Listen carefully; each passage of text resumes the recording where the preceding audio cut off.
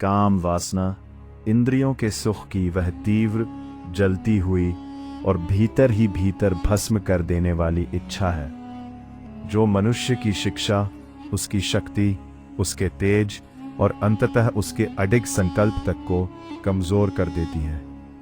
इतिहास गवाह है कि महर्षि विश्वामित्र जैसे महान तपस्वी भी इसकी अग्नि से पूर्णतः अछूते नहीं रह सके। मेनका की एक दृष्टि ने वर्षों का तप डगमगा दिया, और यह उनकी कमजोरी नहीं बल्कि भीतर धधकती उस प्रचंड ज्वाला की शक्ति थी, जो संस्कारों, स्मृतियों, कल्पनाओं और अवचेतन में छिपी रहती है और बार बार फुसफुसाती है, बस एक बार फिर छोड़ देना। मनुष्य अक्सर यह भ्रम पाल लेता है कि वह इसे नियंत्रित कर लेगा, थोड़ा भोग कर फिर सहज ही लौट आएगा। पर यह वैसा ही है जैसे कोई आग में खड़ा होकर कहे कि थोड़ा जलूंगा पर पूरी तरह नहीं जलूंगा, क्योंकि काम वासना क्षणिक सुख का चमकीला, मोहक और आकर्षक भ्रम देकर आत्मसम्मान, विवेक, चेतना और जीवन के वास्तविक लक्ष्य का हरण कर लेती है। वह मंदिर के दीपक को बुझा देती है, ध्यान की स्थिर शांति को विचलित कर देती है।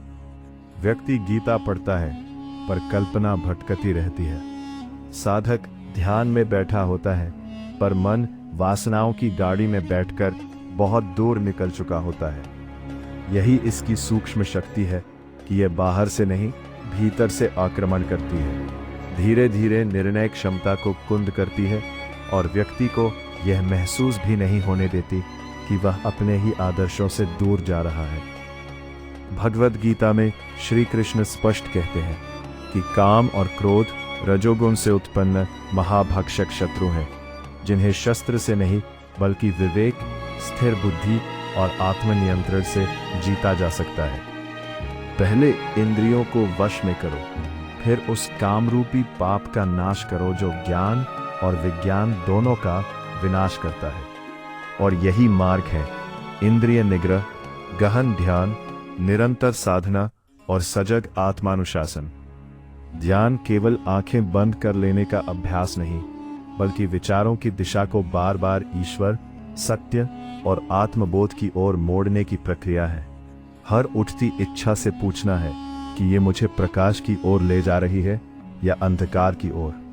जब ध्यान गहरा होता है तो वासना की तीखी गर्मी धीरे धीरे ठंडी पड़ने लगती है और भीतर से ऐसी शांति जन्म लेती है जो किसी बाहरी सुख से तुलना नहीं कर सकती।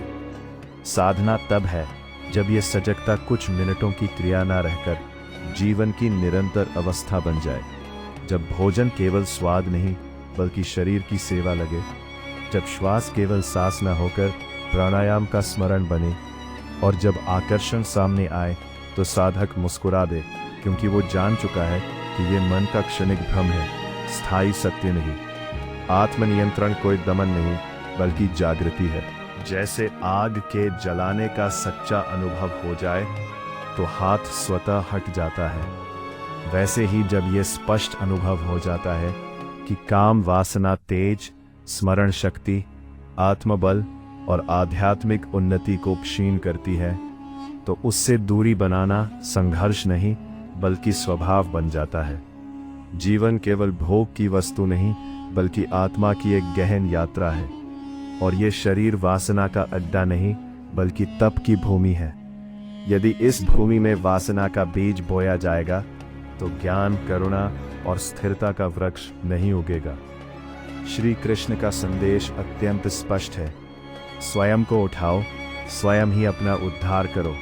यदि गिरोगे तो कोई बाहर से आकर स्थायी रूप से नहीं उठा सकता।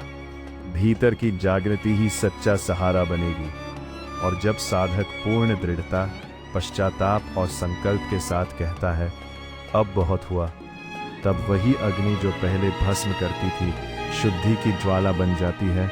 वही ऊर्जा जो पतन का कारण थी उत्थान की शक्ति बन जाती है, और वह व्यक्ति धीरे धीरे तपस्वी, योगी और अंततः मुक्त आत्मा की दिशा में अग्रसर होता है। क्योंकि काम वासना की आग को बुझाने का जल बाहर नहीं, भीतर है। ध्यान, साधना, विवेक और आत्मनियंत्रण, और जो इस अग्नि को समझकर, स्वीकार कर और पार कर लेता है, वही सच्ची शांति, अटल तेज, निर्मल चेतना और उस अमृत आनंद को प्राप्त करता है जो क्षणिक सुख से कहीं अधिक गहरा, स्थायी और दिव्य है।